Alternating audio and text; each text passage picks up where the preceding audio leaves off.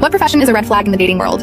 I went out on a date with an entrepreneur about 4 years ago, and the experience was traumatizing. He arrived late because he had to go home first to switch to his sports car. He pulled out his car key with a BMW logo and dropped it on the table. Rather than feeling impressed, I felt incredibly hungry after waiting half an hour for him to arrive. Throughout the night, he compared our date to his previous experiences in a condescending manner, saying things like he typically goes out with girls who are much skinnier. All I could say was, haha, is that so? He even talked about how as a business owner, he was high on the list of eligible bachelors with many options to choose from. Before I could respond, he proceeded to talk about how as a CEO, it was hard to find genuine connections since all the girls wanted him for his money. He added how success in the business world was something most women couldn't comprehend, and then paused before asking me about my profession. I told him how I was a nurse, and he randomly apologized, saying that if we were to get married, I wouldn't need to work. I sat there absolutely shaking with anger. He continued with how I would never be able to make real money as a nurse, and that I was basically just a fancy maid for sick people. In the middle of his speech, he called over a friend he had spotted across the room, and proceeded to hold a 15-minute long conversation about his amazing business in front of me. His friend appeared super uncomfortable. My date left the table when the food arrived to freshen up in the bathroom, and his friend took the opportunity to warn me to leave while I could. But before leaving, his friend added a few extra expensive liquor to the unpaid tab for the businessman, as an apology for what I went through. Unsurprisingly, that CEO continued having a hard time finding someone willing to marry